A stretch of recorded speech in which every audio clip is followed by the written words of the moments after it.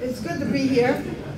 I'm Inez Dickens. I'm the New York City Council member representing the 9th Council District from Manhattan. I see my colleague fighting Bob Jackson is here. Good to see you. I am the first and remaining only black woman in leadership in the history of the New York City Council. And as such, yeah, it's unusual when you think in 2012. Tonight I'm here on behalf of Congressman Charles Rangel, who injured his back several weeks ago, moving very heavy furniture for his wife. So I agreed to come here and speak. Actually, Jeff Eaton is also going to be coming, but I will be here. Now, we all know the history of Congressman Rangel, the fighting. I think no one can deny that. The earned income tax credits that he has fought for and got passed as legislation. The fact that the affordable housing that permeates the district, the HUD housing, still remains, and when legislation has to be passed because it has expired, the Section 8 contracts has expired, when Beamer has expired, it has to be passed through legislation again.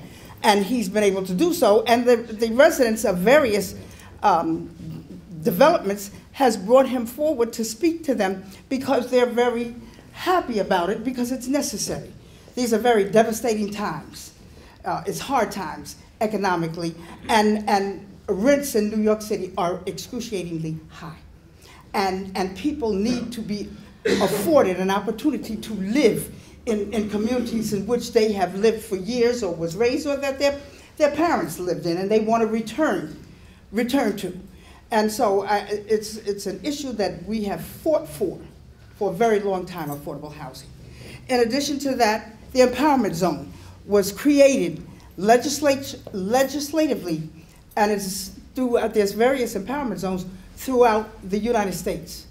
Those empowerment zones help small businesses. Small businesses are the economic engine of any community. And in fact, they've now done studies that have determined that small businesses throughout the United States is where most of our employment comes from. In addition, now a lot of people are being laid off. A lot of people are being hit. And big business, they're laying off people. And it's the small businesses that the communities have supported over the years that still have employees. Now, they don't maybe have thousands of employees, but they are the ones that have created an economic engine to keep our communities going. And the Empowerment Zone has set up various lending formulas that small businesses can get and secure. And in fact, in working with Congressman Rangel and the New York City Council through the 125th Street rezoning, we were able to create where there's a lending opportunity for small businesses only to be able to access. And if they stay in business for 1 year, they pay back 50%. If they stay in business for 2 years, they pay back 75%. If they stay in business for 3 years, they don't pay any of it back. And this is to assist our small businesses to be able to stay alive. And in fact, there's a business on 125th Street, Watkins, that was able to access, and he was able to open up a second small business, a second one. He started out on 125th Street, he moved to a larger place, and he was able to open up a second small site about 15 blocks away from the original. So, and that was done by working directly with the Empowerment Zone that was legislation written by Congressman Rangel. Now, I want to assure you of one thing, because I've heard this circulated all over. Congressman Rangel is seeking re-election to the now newly created 13th Congressional District. He is running. And not only is he running, but he's going to stay in the race. And if you have blessed him to get reelected again, he is going to serve the entire term of 2 years. He does not believe in running and asking people to support him, asking you that have stood with him over the years, that has enabled him to bring the dollars home to his district, the educational packages that have been created, the programs that have been able to come right here to our district. He does not believe in asking you to support him, and then he turned the seat over to anyone else. So I want to guarantee you and assure you that I have spoken with him personally.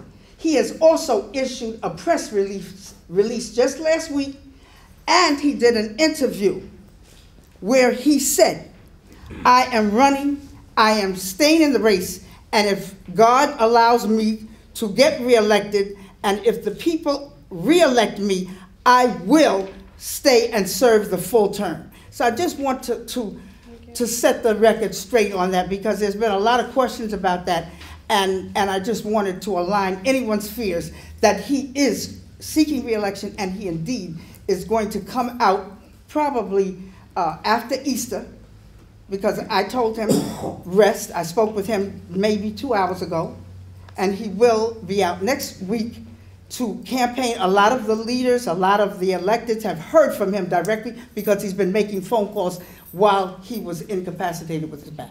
Thank you. Thank you so much for allowing me that. Hi, how are you? Thank you so much for allowing me the opportunity. Do we have any questions?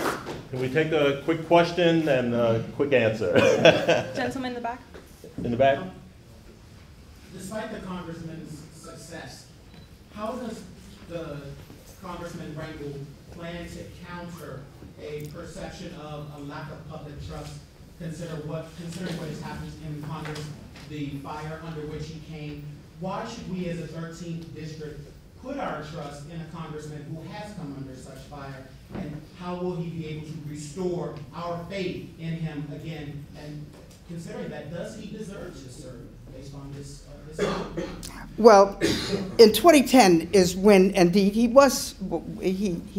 has had a lot of difficulty, and he was reelected in 2010 overwhelmingly. So the people did ask him to serve again. I think history will prove that for most of what was done against him was unconstitutional and illegal. Now, I'm not going to say that it was 100%. I'm not going to tell you that, because there were things that was done wrong. I'm not going to say that. But I will tell you that a lot of what was done is now being found out to probably being against the people of this great country. And even though he's had this difficulty and he's been censured, even today he is asked to give his input because of his knowledge, because he has served for so long. And in Washington, like it is on all 3 levels, because the same thing is in the city council, that seniority is what rules. When you first go down to Washington, just like when I first went down into City Hall, no one gives you any information. You're not even given the best committees to serve on. Let me tell you the fact. And you get no assistance. And without the seniority, you are unable to really perform. And that, I don't care who, when I went in to the city council, I couldn't bring home the best for my community. Why? Because I had no seniority. And it's those that did have seniority that knew where everything was located, the pots of money, and the same goes on the federal level. See, negotiating is part of it, but you don't get the opportunity to negotiate until you have seniority. And with all the problems that was heaped upon him, some of which was wrong, some of which they're finding out may have been illegally done, they're still relying upon his input and his knowledge and his ability to work across the aisle, because that's what's important, if you can work across the aisle. Thank you. So thank you.